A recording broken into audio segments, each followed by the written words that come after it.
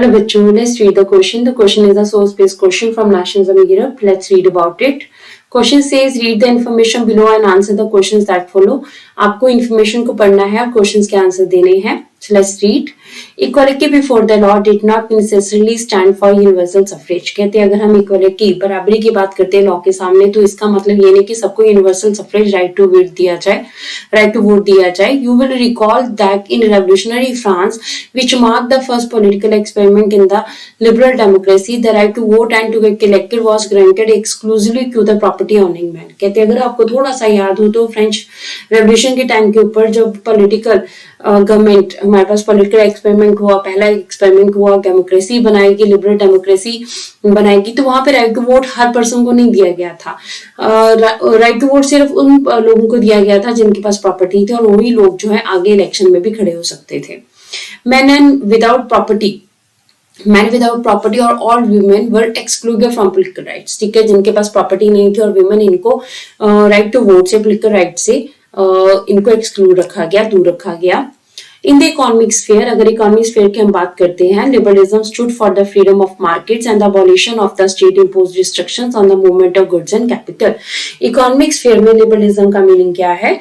Markets को free करना, state impose जितनी भी स्टेट ने रिस्ट्रिक्शंस लगाई हैं गुड्स और कैपिटल के मूवमेंट के ऊपर, उन सबको खत्म करना. During the 19th century, this was a strong demand of the emerging middle class. अब ये बहुत बड़ी डिमांड थी मिडिल क्लास की 19th century में. Napoleon's administrative measures had created out of countless small principalities and a confederation of 39 states. ठीक है, Napoleon के टाइम के ऊपर क्या हुआ? नेपोलियन के एडमिनिस्ट्रेटिव मेजर्स की बात करें अगर हम, तो उसने 39 स्टेट्स जो है वो 39 स्टेट्स का कन्फिग्रेशन जो है बना दिया था. Each of these possessed its own currency and weights and measures. ठीक है, अब ये 39 स्टेट्स जो थी इन सबकी अपनी अपनी करेंसी, अपना वेइंग और अपना मेजरमेंट सिस्टम था. A merchant traveling in 1833 from Hamburg to Nuremberg to sell his goods would have had to pass through 11 custom barriers.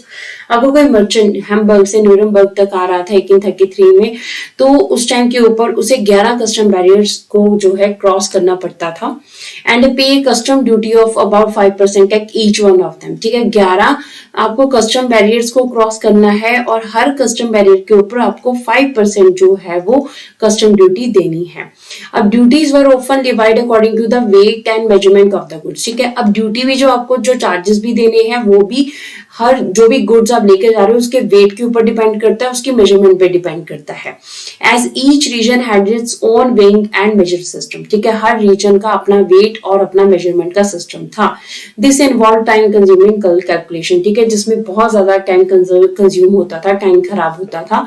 The measure of cloth for example was the LA which in each reason stood for a different length. ठीक है, अगर हम example की बात करें LA की, तो LA क्या था? मेजरमेंट ऑफ क्लोथ था, जो कि हर रीजन में डिफरेंट था. ये भी नहीं कि वो एक जैसा ही था. Such conditions were viewed as obstacles to economic exchange and growth by the new commercial classes. अब देखिए ऐसे हालात ये क्या थे? ये बहुत बड़ी प्रॉब्लम थी इकोनॉमिक एक्सचेंज में और नई जो कमर्शियल क्लासेस आ रही थी उनको लग रहा था कि ये सबसे बड़ी प्रॉब्लम है, इनको हटाना जरूरी है. Who argued for the creation of unified economic category allowing the unhindered movement of goods, people and capital. ठीक है, वो न्यू कमर्शियल क्लासेस क्या चाहती थी?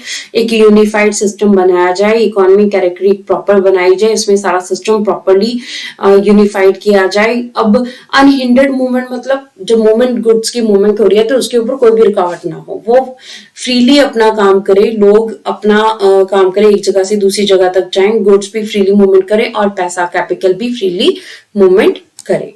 So what's the question we are having from this paragraph? What is the meaning of liberalism on economic front? Economic front में liberalism का मतलब क्या है ये हमें आंसर में बताना है. So let's read about the answer. Answer क्या कहता है? Liberalism is an ideology which is closely related to national unity ideas. ठीक है, liberalism एक ऐसी ideology थी जो कि national unity से relate करती थी. The word is taken from Latin root liber which means free. ठीक है, ये लिबर लैटिन रूट लिबर से लिया गया है liberalism वर्ड जिसका मतलब फ्री होता है. अगर हम इकोनॉमिक लिबरलिज्म की यहाँ बात करें, जो इसकी लिबरलिज्म की एक टाइप है, एक स्टूड फॉर फ्री मार्केट्स, इसका मतलब क्या है, मार्केट्स फ्री होनी चाहिए, उसके ऊपर कोई भी रिस्ट्रिक्शन नहीं होनी चाहिए, to abolish all the barriers on import and export, import export पे जितने बैरियर्स लगे हुए हैं सारे बैरियर्स खत्म कर दिए जाएं, सब लोग जो हैं प्रॉपरली सेंट्रलाइज एडमिनिस्ट्रेटिव सिस्टम में चलें और जहां पे कोई भी प्रॉब्लम ना हो. So this is the meaning of economic liberalism. So this is the answer of our question. Hope so you understood the question as well as the answer. Thank you.